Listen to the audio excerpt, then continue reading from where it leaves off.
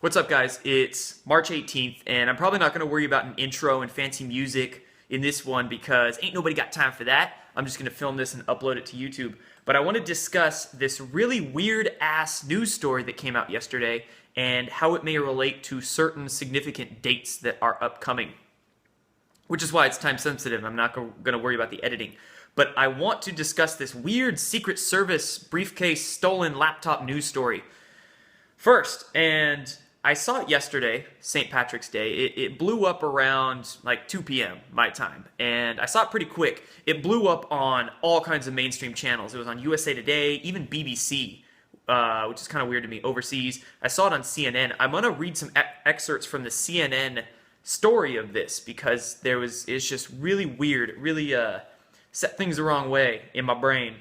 So obviously, this news story, if you don't know already, Secret Service laptop containing Trump Tower evacuation and floor plans is stolen. That's the headline of this article. I will link it down below.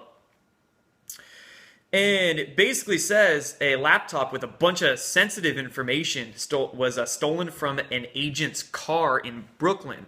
Freaking weird, okay? Remember, the mainstream news will always post stories to give people a specific narrative. They wouldn't post this unless there was an agenda or a goal behind it.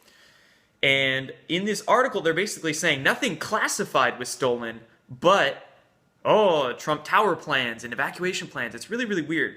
And not only were Trump Tower plans and evacuation plans supposedly on this laptop that was stolen, but here in the article it says, also stolen were the agent's lapel assignment pins that gave her access to security details that protected Hillary Clinton, Donald Trump, the Pope, and I want to show this to you if you can freaking see it. Right there. It says the Pope.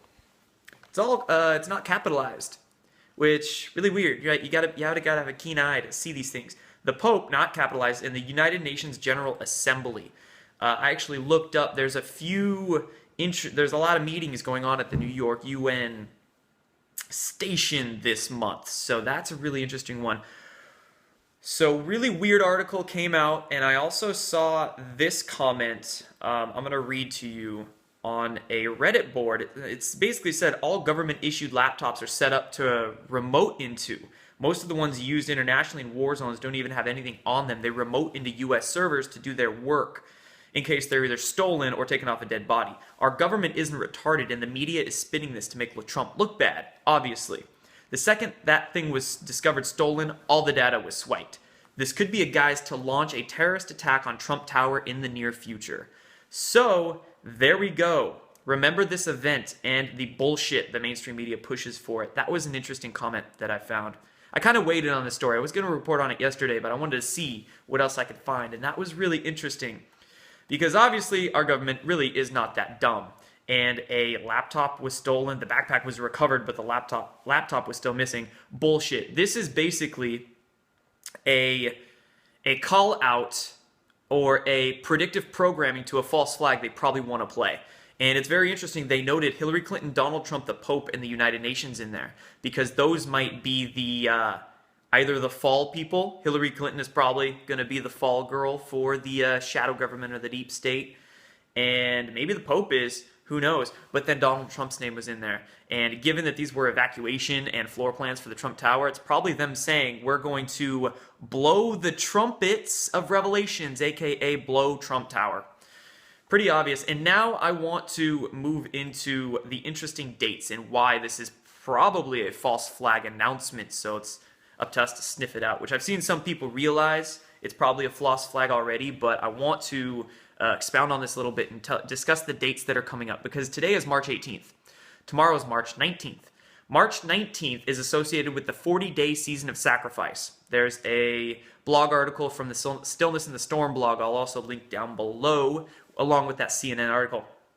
So the 40-day season of sacrifice starts March 19th or the 22nd and ends May 1st. This is their prime black magic ritual time where they love to do their sacrifices and try to do all their nasty, deep state shit. I'm not going to get into that. But anyway, we know the cabal likes their symbolism, right? They like their dates, 9/11, 3/11, 7/11.